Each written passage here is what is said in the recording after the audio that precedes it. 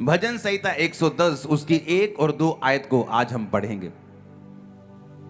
उसमें लिखा है, मेरे प्रभु की यहोवा की वाणी ये है कि तू मेरे दाहिने बैठ जब तक कि मैं तेरे शत्रुओं को तेरे चरणों की चौकी ना कर दूं। The Lord said unto my Lord, sit thou at my right hand until I make thine enemies thy footstool। तेरे पराक्रम का राजदंड यहोवा सिय्योन से बढ़ाएगा और तू अपने शत्रुओं के बीच में शासन कर। सब बोलो आमीन। ये वचन जैसा आप समझ रहे हैं उससे कहीं अधिक लाखों गुना गहरा है। इसमें लिखा, परमेश्वर ने मेरे प्रभु से कहा, यह जीसस क्राइस्ट के लिए वचन बोला गया है कि तू मेरे दाहिने हाथ बैठ जब तक कि मैं तेरे शत्रुओं को तेरे चरणों की चौकी ना कर दूं। उसने कहा मेरे दाहिने हाथ बैठ, sit thou at my right hand. Sit का मतलब है बैठने, का मतलब है यशब। यशब 3427वां शब्द है इब्रानी का, जिसे बैठने के लिए इस्तेमाल किया गया कि तू मेरे दाहिने हाथ बैठ। बैठने का मतलब है इब्रानी भाषा में यशब। यशब का मतलब है सेटल होना। यशब का मतलब है कि परमेश्वर के दाहिने हाथ पे सेटल हो जाना, अपने आप को ठहरा लेना, अपने आप को वहां सेटल कर लेना। एक होता है कि आपके मन में डाउट है कि पता नहीं परमेश्वर ने मेरा काम करना है कि नहीं करना, क्या मैं पवित्रताई में जीऊं या ना जीऊं, क्या मुझे और भी जगह जाना चाहिए, क्या मुझे और भी विकल्प खोजने चाहिए कि नहीं खोजने चाहिए। यह वचन उन लोगों के लिए नहीं है। परमेश्वर ने कहा सिट, मेरे दाहिने हाथ बैठ जा, sit thou at my right hand. Sit का मतलब है कि मेरे दाहिने यशब, उसने कहा मेरे दाहिने हाथ यशब कर, यानी सेटल हो जा। दाहिने हाथ का मतलब क्या है? यशब का मतलब है कि टू रिमेन सेटल, अपने आप को सेटल कर लेना, अपने आप को बांध लेना। ऐसा बांध लेना कि फिर आपके पास, आपके दिल में और कोई भी विकल्प नहीं है। आप ये नहीं सोच रहे हो कि अगर परमेश्वर काम नहीं करेगा तो मेरे पास ये एक ऑप्शन है, अगर परमेश्वर ऐसा नहीं करेगा तो मैं यहां चला जाऊंगा। ये उन लोगों के लिए वचन नहीं है। इसीलिए आप ये नोटिस करते हैं कि क्रिश्चियनिटी में हर एक व्यक्ति जीत की गवाही के साथ खड़ा नहीं होता। हर एक पास्टर भी ऐसी गवाहियों के साथ खड़ा नहीं होता, क्योंकि ये एक चुनाव है। ये चुनाव है आपका कि आप परमेश्वर के वचन के ऊपर उस तरह से खड़े रहेंगे जिस तरह प्रभु यीशु मसीह खड़े रहे थे। प्रभु यीशु मसीह को कहा गया था कि मैं तुम्हें भेजता हूं, तो प्रभु यीशु मसीह ने कहा जिस तरह पिता मुझे भेजता है मैं तुम्हें भेजता हूं। यानी जो कोई वचन परमेश्वर यीशु मसीह के लिए लिखा गया है वो वचन आपके लिए भी लागू होता है, क्योंकि वचन कहता है कि जिस तरह पिता ने प्रभु यीशु मसीह को भेजा उसी तरह से आपको परमेश्वर जीसस क्राइस्ट ने, यीशु ने भेजा हुआ है। कितने मेरी बात को समझ रहे हैं? तो जो वचन परमेश्वर यीशु मसीह के लिए लिखा गया है वो वचन आपके ऊपर भी लागू होता है, क्योंकि वचन कहता है कि हम जब जीसस क्राइस्ट के लहू के ऊपर विश्वास कर लेते हैं तो हम उसके संगी वारिस हैं। संगी वारिस होने का मतलब होता है कि एक प्रॉपर्टी है, उसके दो वारिस हैं, 50-50%। इसलिए परमेश्वर ने कहा जब तुम मुझ पे यकीन कर लोगे तो तुम परमेश्वर की चीजों के साथ यीशु मसीह के संगी वारिस होंगे। यानी यीशु मसीह और तुम्हारा हिस्सा सेम होगा, और जो वचन परमेश्वर के लिए लिखा गया है वो वचन तुम लोगों के लिए और मेरे लिए भी लिखा गया है। तो अब जहां पर लिखा गया है कि तू मेरे दाहिने हाथ बैठ, यानी दाहिने हाथ बैठने का मतलब क्या है? कि परमेश्वर आपको डायरेक्शंस बता रहा है कि मेरे खब्बे बह जा, मेरे सज्जे बह जा, ऐसा नहीं है। परमेश्वर के दाहिने हाथ बैठ, परमेश्वर के बाहिने हाथ बैठ, इसका बहुत बड़ा मतलब है। जब आप वचन में पढ़ते हैं तो प्रभु यीशु मसीह ने दाहिने और बाहिने का मतलब समझाया है। परमेश्वर ने अपने चेलों से कहा अंत के दिनों में मैं भेड़ों और बकरियों को अलग अलग कर दूंगा। मैं अपने बाई तरफ के लोगों को, यानी मैं बकरियों को, बाई तरफ के लोग वो हैं, कहते ना पुट्ठे हाथ। केड़ा पुट्ठा हाथ? पुट्ठा हाथ केड़ा है? ਭੈਣਾਂ ਨੂੰ ਤਾਂ ਜ਼ਿਆਦਾ ਪਤਾ ਹੋਣਾ ਜਦੋਂ ਲੜਦੀਆਂ ਦੀ ਤੁਰੇ ਪੁੱਠੇ ਹੱਥ ਚਪੇੜ ਮਾਰ ਹਾਂ तो पुट्ठा हथ केड़ा खब्बा हाँ इन्हू पुट्ठा क्यों कहते परमेश्वर ने कहा जो पुट्ठे लोग होंगे, जो गलत लोग होंगे, जो शिक्षाओं पर नहीं चले, वचन को मानकर भी व्यभिचार किया, वचन को मान के भी चोरी की है, वचन को मान के भी वो परमेश्वर के वचनों के ऊपर जिन्होंने मन नहीं लगाया, मैं उन बकरियों से जो लेफ्ट हैंड साइड होंगी बोलूंगा कि जाओ और उस नरक के लिए जो तुम्हारे लिए तैयार किया गया, और अपनी भेड़ों को जो दाहिने हाथ बैठी होंगी, मैं उन दाहिने हाथ वाले लोगों से कहूंगा जाओ उस स्वर्ग के लिए जो तुम्हारे लिए तैयार किया गया है। बाहिने दाहिने का मतलब ये नहीं कि आप चर्च में अगर बाहिने हाथ बैठे हैं आप गलत हैं, नहीं, ये मतलब नहीं है।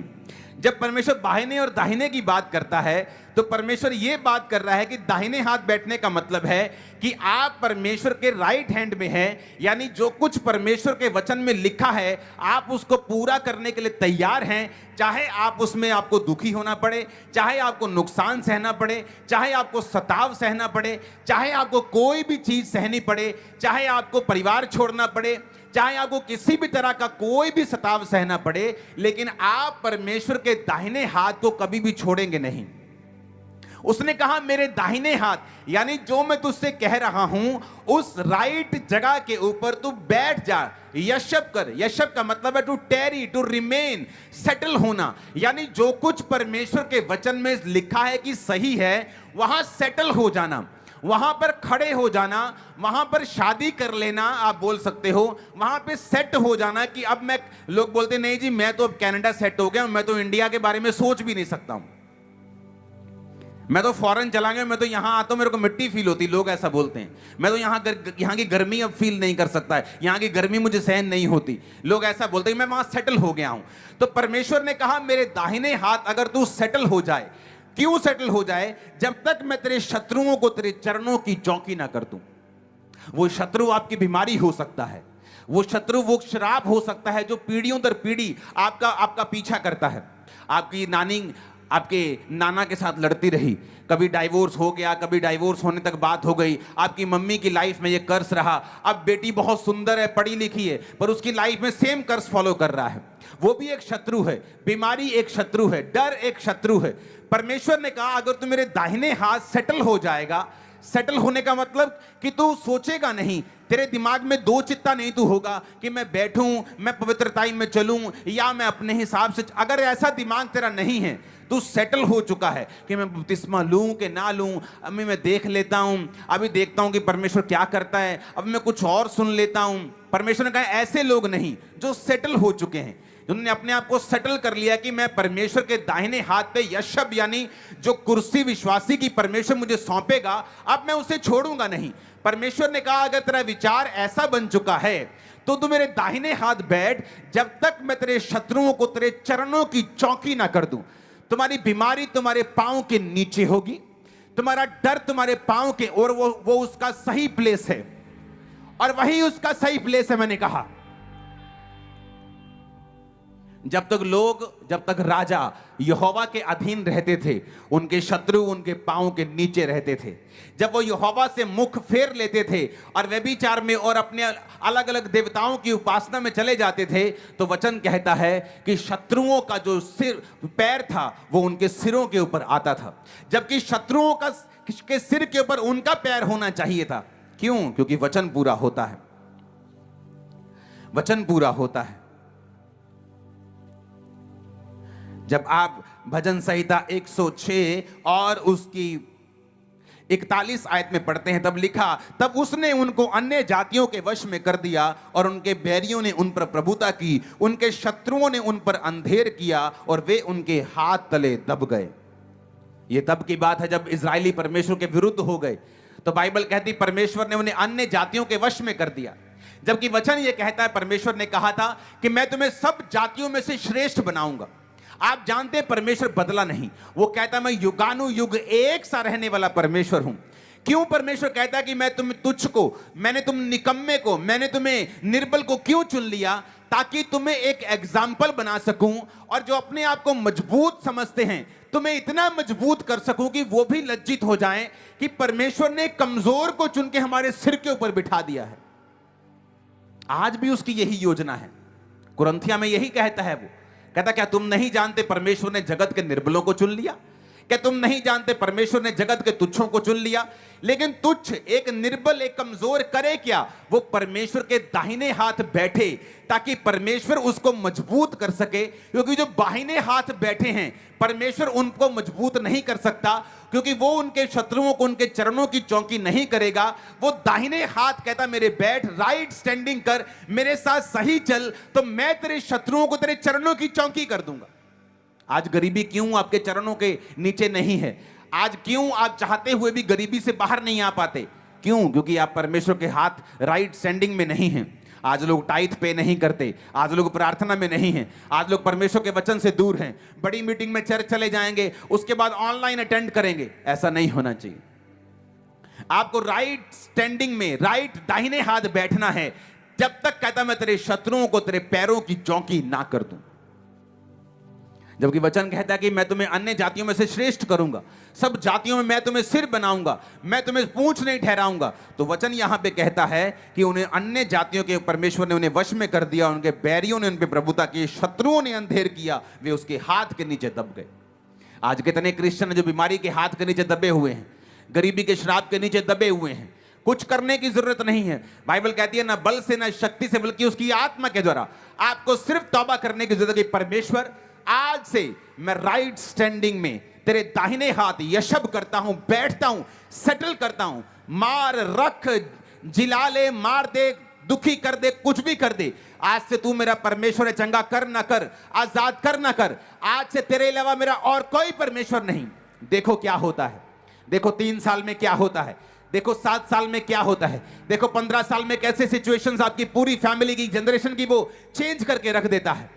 पहले हफ्ते में वो आपको चिन्ह दिखाना शुरू कर देता है, आपको बनाना फिर शुरू करता है। साल दर साल आप ऊपर की ओर जाते हैं, शत्रुओं को पांव की वो चौकी करता है।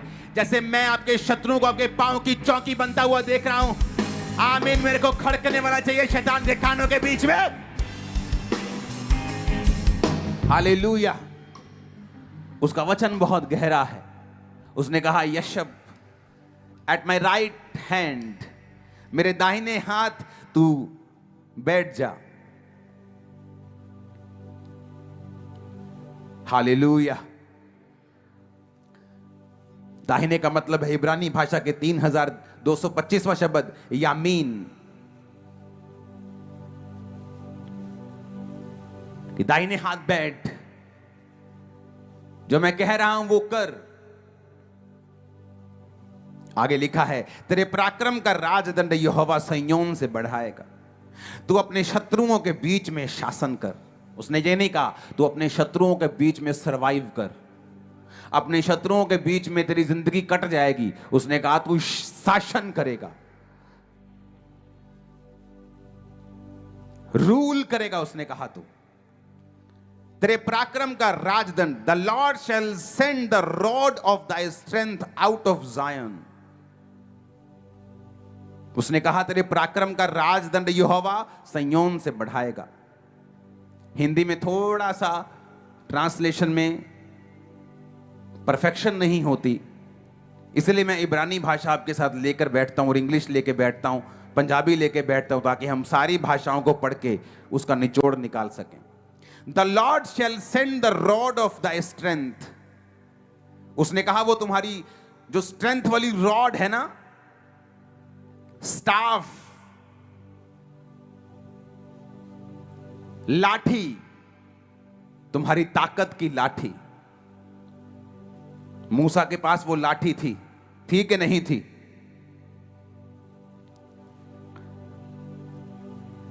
स्ट्रेंथ का मतलब मैजेस्टी भी होता है इब्रानी भाषा में, कि वो ग्लोरियस लाठी, वो ग्लोरियस अधिकार परमेश्वर ने कहा जो मूसा के हाथ में था। वो लाठी परमेश्वर ने कहा समुद्र के सामने कर, वो 2 भाग हो जाएगा। परमेश्वर कहता वो अधिकार भी तुझे देगा शैतान के ऊपर, बीमारियों के ऊपर, परिस्थितियों के ऊपर। तुम प्रार्थना करोगे, लोगों के दिमाग चेंज हो जाएं अधिकारों के साथ। तुम प्रार्थना करोगे, वो रास्ते खोल देगा। तुम प्रार्थना करोगे, तुम्हारी फाइल 10% होगी, रिजल्ट 100% होगा। पर कहता वो कहां से आएगी? ये समझने वाली बात है। ये लोग भूल जाते हैं। परमेश्वर ने कहा तेरा जो राजदंड होगा वो सिय्योन से आएगा। The Lord shall send the rod of thy strength out of Zion, कि जो तुम्हारी स्ट्रेंथ की रॉड है, तुम्हारी मेजेस्टिक जो लाठी है, जो अधिकार है, जो पावर है, वो परमेश्वर कहता मैं सिय्योन से भेजूंगा। क्या है सिय्योन?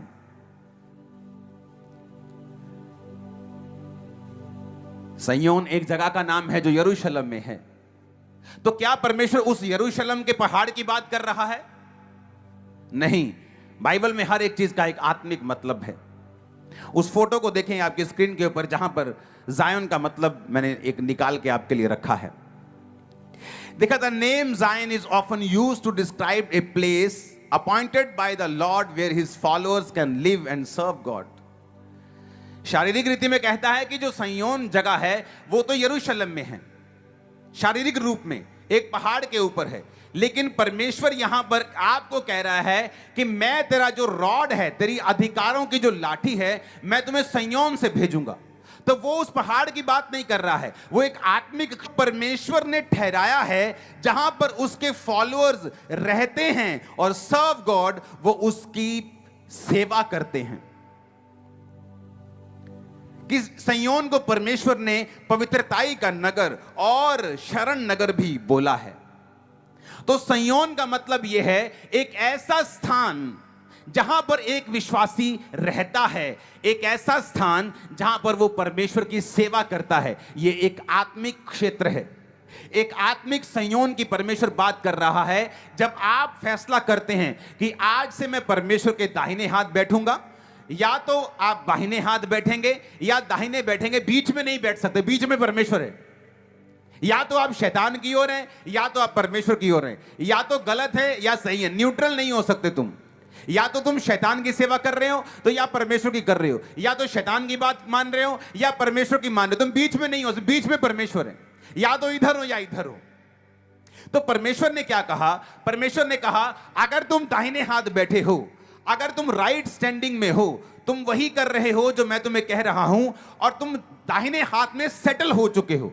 ये नहीं कि तुम टेम्परेरी वहां पे आए और देख रहे हो, मन तुम्हारा अभी भी विचलित है, मैं प्रेयर करूं कि ना करूं, मैं पवित्रताई में चलूं कि ना चलूं, मैं यहोवा के वचन पे चलूं ना चलूं, मेरा एमएलए क्या कहेगा, मेरा सरपंच क्या कहेगा, मेरी भुआ क्या कहेगी। अगर आप सेटल नहीं हुए उस जगह के ऊपर, तो ये वचन फिर आपके लिए नहीं है। परमेश्वर ने कहा जो दाहिने हाथ सेटल हो चुके हैं, मन बना लिया कि जीऊं मरूं खाऊं पीऊं कैसे भी खुदा रखे, मैं यहीं अब सेटल हो चुका हूं, मैं उसके वचन को पूरा करना नहीं छोड़ूंगा। कोई मेरी तलवार भी रख देगा तो मैं फिर परमेश्वर का ही हूं। अगर तुम इस तरह के बन चुके हो तो परमेश्वर ने कहा वो तुम्हारे शत्रुओं को क्या करेगा? तुम्हारे पांवों की चौकी कर देगा। और सेकंड कहा फिर जब तुम राइट जगह पे आ जाओगे, अपने आप को सेटल कर लोगे, फिर क्या होगा? फिर कहता कि जब तुम एक जगह सेटल, आत्मा में सेटल हो जाते हो, जैसे मैं आत्मा में अगर सेटल हो गया, मैंने अपना मन बना लिया कि मैं पवित्रताई में, मैं प्रार्थना में चलूंगा, मैं फास्टिंग करूंगा, मैं डरूंगा नहीं, मैं घबराऊंगा नहीं। 2007-6 में बहुत विरोध होता था, रिश्तेदारों के द्वारा, घर के द्वारा, पास्टर्स, हर बंदा विरोध करता था। तो क्या फैसला किया कि नहीं, मैं खुदा के साथ राइट स्टैंडिंग छोड़ूंगा नहीं, मैं खुदा के साथ ही रहना छोड़ूंगा नहीं, मैं उसी के साथ साथ रहूंगा, मैं परमेश्वर के साथ ही खड़ा रहूंगा। आप नहीं जानते, एक विश्वासी को बड़ी अजीब परिस्थिति को सामना करना पड़ता है। 2007 में जब ये मैंने सेवा स्टार्ट करनी थी तो बहुत से पास्टर्स मेरे खिलाफ थे। उन्होंने एक कमेटी बिठाई कि इसको बुलाओ और इसको एम्बैरेस करने के लिए। जब मुझे बुलाया गया वहां पे तो उन्होंने कहा आओ जी आपसे बात करनी है। तो मुझे इस तरह से लिया जाता जैसे मैं कोई गुनाहगार होता हूं। तो मैं मन में सोचता कि जब मैं गुनाहगार था, जब मैं ईसाइयों का विरोध करता था, शराब पीता था, पाप करता था, तब तो मैं लोगों के लिए अच्छा था। अब जब मैं पाप छोड़ के बपतिस्मा ले लिया, नशे छोड़ दिए और मैं सेवा कर रहा हूं, बिना किसी लालच के कर रहा हूं, कोई गलत काम नहीं, कोई व्यभिचार नहीं, 6-6, 8-8 घंटे मेरी प्रार्थना होती थी। तो ये क्या नॉनसेंस है कि आज हो जी तुमसे बात करनी। तो मैं बड़ा कई बार खिंचता भी था स्पिरिट में, लेकिन वचन पूरा होता है।